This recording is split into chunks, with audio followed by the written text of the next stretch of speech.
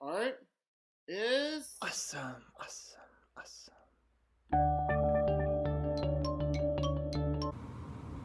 Hey guys, Mr. House here. So I wanted to share with you a book that I wrote.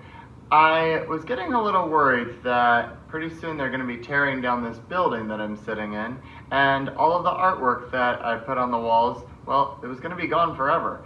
So I decided that I would take pictures and write a book about it. So hopefully you guys enjoy this, and here, let's read it. Yeah, here we go. Artists! This is Maplewood Elementary School. Well, this was old Maplewood. It was built in 1950 something, like 100 years ago. And it was falling apart with gross stuff in the ceilings, questionable water, lots of bugs, and sewer smells. We all loved old Maplewood, but it needed an upgrade.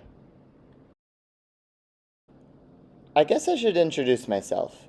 My name is Mr. House, and I've been lucky enough to teach the amazing kids of Maplewood for 14 years. I get the privilege of teaching art to all the kids, kinder through fifth.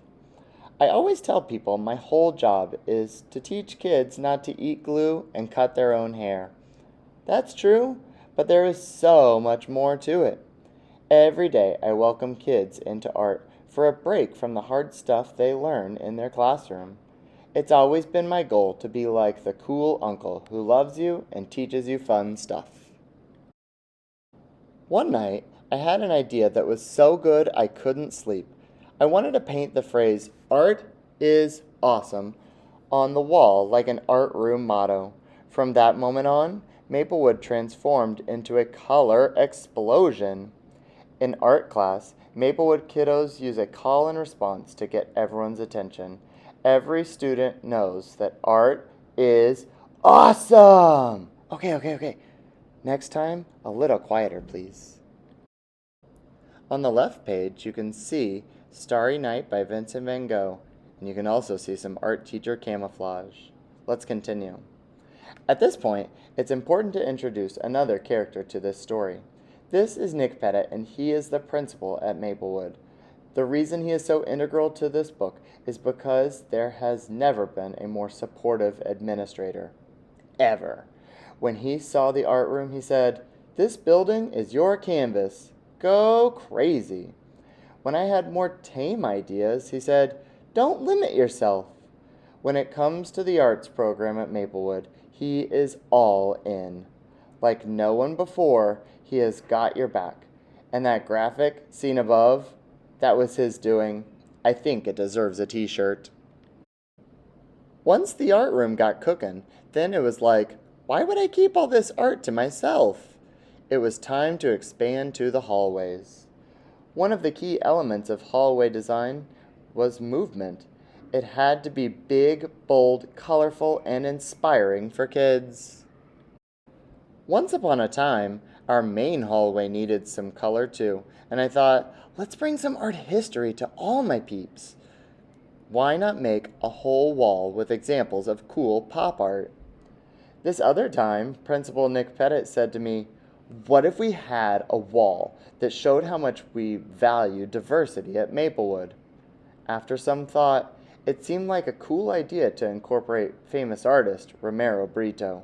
I tried my best to paint kids from a variety of different races, ethnic groups, religions, and sizes so every kid could see themselves represented.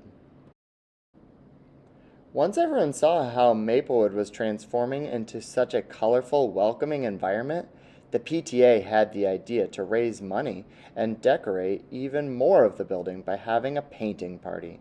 This was such an amazing way to get parents and kids working together on a fun art activity to enrich the building. You know what would be really cool? If we had a great selfie spot in the main hallway. I can't name names, but those aliens were inspired by real live students. Meanwhile, back in the art room, kids take inspiration from their environment. That was the goal with every painting. I once had a student named Carissa who remembered facts about art history because she saw it on the walls of this room. She was the inspiration behind much of this art, and she is why this environment transformed. How about those Chiefs? I once had a kiddo named Cameron who was having a tough time. He was getting in fights at school and struggling in classes. That's when I made him a sign. I wanted him to know every time he walked down the hall that someone cared about him.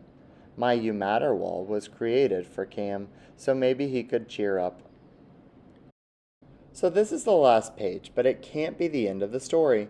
Next year, Maplewood will move into our new building, and this old building will be gone forever. I've had a lot of people ask if I'll be sad about my art being destroyed. My honest answer is nope. I knew from the start that all my murals were a temporary exhibit.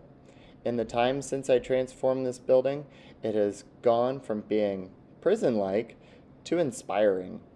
It warms the spirits of wonderful kiddos who walk these halls. I know I won't be able to fill the walls of the new building, but my hope is that I'm still able to remind students that art is awesome.